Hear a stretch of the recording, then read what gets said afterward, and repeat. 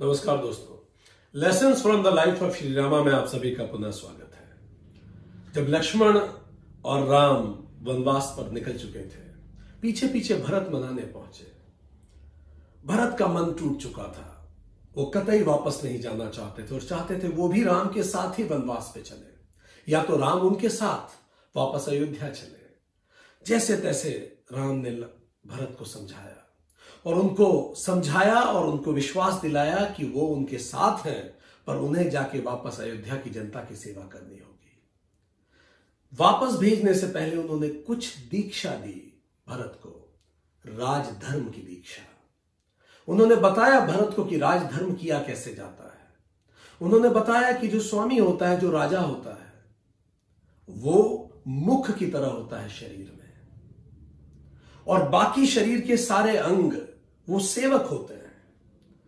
सेवक अंग होते हैं और जो प्रधान होता है वो मुख की तरह होता है। इसका मतलब सारे अंग सारे कार्य करते हैं, पर देखिए मौन रहते हैं। सारा काम हाथ करता है, पैर करता है, पर मौन रहता है। पिछले 70 साल के हिंदुस्तान को आप देखिए, ये जितने बड़े डैम आपको दिखते हैं, खूबसूरत सड़कें दिखती हैं, बड़ी बड़ी योजनाएं दिखती हैं, निश्चित तौर पे कोई एक सिविल सर्वेंट ऑफिसर के कभी मन का वो सपना रहा होगा। कितने सारे वरिष्ठ नौकरशाह सिविल सर्वेंट्स इसकी नींव में चुन गए हैं।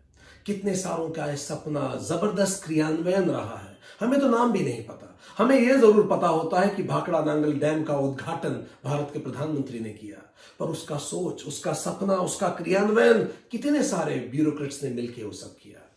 तो लोक सेवक का कार्य क्या है? अपने कार्य को एनोनिमिटी के साथ करना, मौन रहना और अपने कार्य को करना। सामने कौन दिखेगा? सामने दिखेगा लोकनायक, सामने दिखेगा political leadership, and selected leadership पीछे रहेगी जो उसको एग्जीक्यूट करेगी। मुंह बोलेगा कि हमने ये सारे काम किए हैं, हाथ पैर और शरीर के सारे अंग सारे काम करके मौन रहेंगे, जिसको हम अनामता का सिद्धांत कहते हैं, जो हिंदुस्तान में चलता भी रहा है।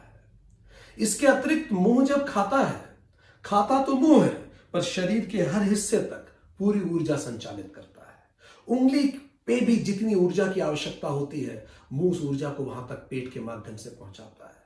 तो दूसरा प्रधान सेवक का यह भी कार्य है कि हर शरीर के अंग को बराबर ऊर्जा दे। भले एक ही स्रोत हो खाने का, पर पहुंचने का उसको वो समुचित ऊर्जा समुचित अंगों तक पहुंचे। ऐसे राजा को कार्य करना चाहिए। ये सब सुनने के बाद भरत बड़े हर्षित हुए, पर फिर भी उनका मन नहीं मान रहा था। उन्होंने कहा, मुझे आप कोई अपना प्रतीक दीजिए जो मेरा आलंबन बने, जिस पर मैं अपनी श्रद्धा रख सकूं। राम ने अपनी चरण पादुका उसको दे दी। भरत चरण पादुका को मस्तक पर रखकर लौट आए। उन्होंने चरण पादुका को ही सिंहासन पर विराजित किया। चरण पादुका प्रतीक है राम का, राम राज्य का, और भरत उस चरण पादुका के ट्रस्टी बनकर उन्होंने राजकाट संभालना शुरू किया। इसका क्या मतलब है? चरण पादुका प्रतीक है संविधान का। हम सब इस संविधान के ट्रस्टी हैं, भले वो पॉलिटिकल लीडरशिप हो या सेलेक्टेड ब्यूरोक्रेटिक लीडरशिप हो, टेम्पररी लीडरशिप हो या परमानेंट लीडरशिप हो, हम सब उसके ही ट्रस्टी हैं। संविधान इस देश को चलाएगा, और भरत की तरह जो प्रधान सेवक है वो अपने कर्तव्यों का निष्पादन करेगा, और बाकी सारे शरीर के अंगों की तरह सारे लोक सेवक मिलके इसको, देश को एक सक्सेसफुल देश बनाएंगे। यही चीज गवर्नेंस में हमें श्री राम से सीखने को मिलती है, हमें प्रभु राम से सीखने को मिलती है। जब प्रणब मुखर्जी जी पहली बार कैबिनेट मंत्री बने, उस समय उन्होंने अपने सेक्रेटरी को बुलाया और उन्होंने सेक्रेटरी को कहा, सेक्रेटरी महोदय, आप उम्र में मुझसे ज्यादा हैं, बड़े पुराने आईएएस हैं, आपका अनुभव मुझसे ज्यादा है, शायद ज्ञान भी मुझसे ज्यादा है, मेरी तो उम्र भी आपसे कम है, और अब आपको मैं आदेश दूंगा और आप मुझे सर कह के बुलाएंगे, आपको कहीं अंदर कष्ट तो नहीं होगा? जो उत्तर उनके सेक्रेटरी ने उन्हें दिया वो याद रखने लायक था। सेक्रेटरी ने कहा, मिस्टर मिनिस्टर, जब भी मैं आपको देखता हूं तो मुझे आप दिखाई नहीं देते, मुझे आपके पीछे कोटि कोटि हिंदुस्तान की जनता दिखाई देती है।